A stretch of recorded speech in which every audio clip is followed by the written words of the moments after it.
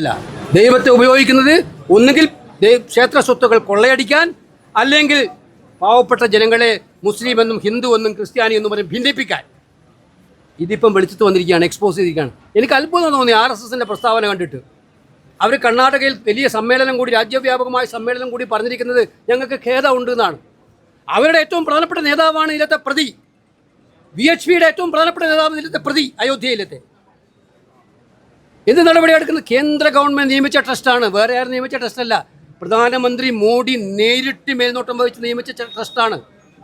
ആ ട്രസ്റ്റിലാണ് ഇത്രയും വലിയ മോഷണം, കൊള്ള നടന്നിരിക്കുന്നത്. അയോധ്യയിൽ പാവപ്പെട്ടവർ അവരുടെ വിശ്വാസത്തിൻ്റെ ഭാഗമായിട്ട് അവരുടെ കയ്യിലുള്ള നിക്ഷേപത്തിൻ്റെ ചെറിയ തുക കാണിക്കിട്ട പണമാണ് ഇവർ കട്ടുകൊണ്ടുപോയിരിക്കുന്നത്.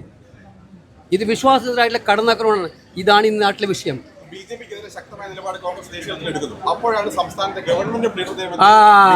ക്ഷീരമുള്ളോർ അകിടും ചുവട്ടിലും ചോര തന്നെ.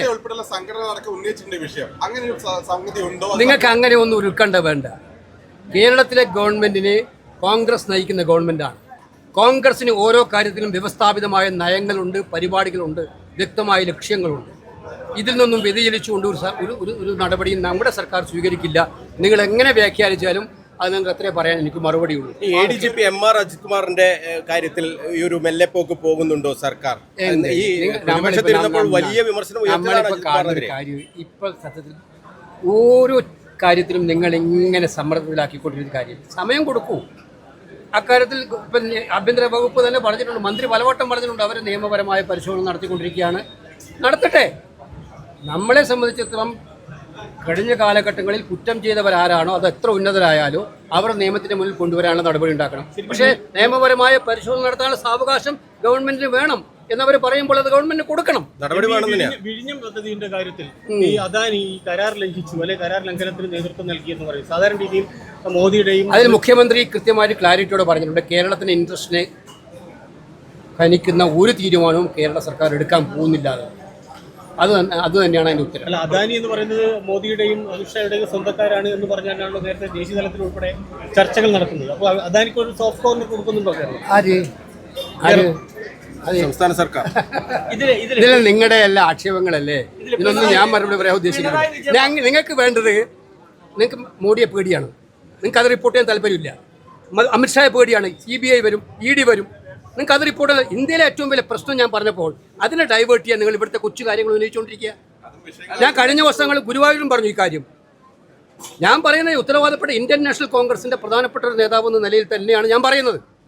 ഇന്ന് ഇന്ത്യയിലെ ഏറ്റവും വലിയ പ്രശ്നം അമ്പലക്കൊള്ളയാണ്. BJPയും സംഘപരിവാറും നേതൃത്വം കൊടുക്കുന്ന അമ്പലക്കൊള്ള. ഇത് വിശ്വാസികളുടെ മനസ്സിനെ വേദനിപ്പിക്കുന്നതാണ്. ഇതിനെതിരായിട്ടുള്ള രാജ്യവ്യാപകമായിട്ടുള്ള പ്രക്ഷോഭം ഞങ്ങൾ നടത്താൻ പോവാണ്. ഇതിനെതിരെ വിശ്വാസികളെ സംഘടിപ്പിച്ചുകൊണ്ട് ഞങ്ങൾ പോരാട്ടം നടത്തും.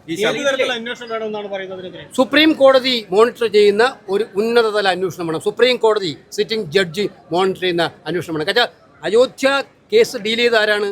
സുപ്രീം കോർട്ടാണ്. സുപ്രീം കോടതി വിധി അനുസരിച്ചാണ് ഈ ടെമ്പിൾ പണിഞ്ഞിരിക്കുന്നത്. അതിൻ്റെ അടിസ്ഥാനത്തിലാണ് ടെമ്പിളിനെ ട്രസ്റ്റ് പ്രൈം മിനിസ്റ്റർ മോണിറ്റർ ചെയ്യുന്ന, പ്രൈം മിനിസ്റ്റർ തന്നെ മേൽനോട്ടം വഹിച്ചൊരു ട്രസ്റ്റ് ഉണ്ടാക്കിയിരിക്കുന്നത്. അവർ കൊഴിഞ്ഞു മാറാൻ കഴിയും. 20-ാം തീയതി പാർലമെന്റ് സമ്മേളനം നടക്കുകയാണ്. ഞങ്ങൾ കണക്ക് ചോദിച്ചിരിക്കും. ഈ പാർലമെന്റ് സമ്മേളനത്തിൽ അയോധ്യയിലെ കാര്യത്തിൽ ഗവൺമെന്റിനെ കൊണ്ട് മറുപടി പറയിപ്പിക്കാനുള്ള ഉച്ചതമായ പോരാട്ടവുമായി ഞങ്ങൾ മുന്നോട്ട് പോകും. ഈ ശബരിമല വിഷയം ഉയർത്താനുള്ള ധാർമ്മികമായ അവകാശം BJPക്ക് ഇതോടെ നഷ്ടമായി എന്നാണ്. അല്ല, അവർ ശബരിമല ഉയർത്തിയിട്ടില്ലായിരുന്നല്ലോ. അതിലും അവർ കള്ളക്കളിയായിരുന്നു. ഇവിടെ അവർക്ക് വിശ്വാസം എന്ന് പറഞ്ഞാൽ ഒറ്റ ലക്ഷ്യം, ഒന്നുകിൽ കക്കാൻ പറ്റുമോ, അല്ലെങ്കിൽ ജനങ്ങളെ വിഭജിക്കാൻ പറ്റുമോ, ഭിന്നിപ്പിക്കാൻ പറ്റുമോ. ഈ ഉദ്ദേശം മാത്രമേ അവർക്കുള്ളൂ. മാത്രമല്ല, നിങ്ങൾ മനസ്സിലാക്കേണ്ട ഒരു കാര്യം, ഇപ്പോൾ രാഷ്ട്രീയ പാർട്ടികളെ പിളർക്കുന്ന രീതി എനിക്ക് അത്ഭുതം തോന്നുന്നു. മാധ്യമങ്ങൾ ചർച്ചയേ ചെയ്യുന്നില്ല. 28 MPമാരില്ല, TMCയിൽ നിന്ന് 20 പേരെ അടർത്തിയെടുക്കുന്നു. ഇന്നലെ വരെ അവർ BJPക്കെതിരെ ഏറ്റവും ശക്തമായി വിമർശിച്ചിരുന്നവരാണ്.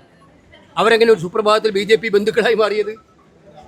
അത് പേടിപ്പിച്ചിട്ട്, ഭീഷണിപ്പെടുത്തിയിട്ട്, വരട്ടിയിട്ട്, എല്ലാവിധമായിട്ടുള്ള മോശമായ മാർഗങ്ങൾ ഉപയോഗിച്ച് അവരെ ഭീഷണിപ്പെടുത്തിയിട്ട് അതാണ് നടന്നിരിക്കുന്നത്.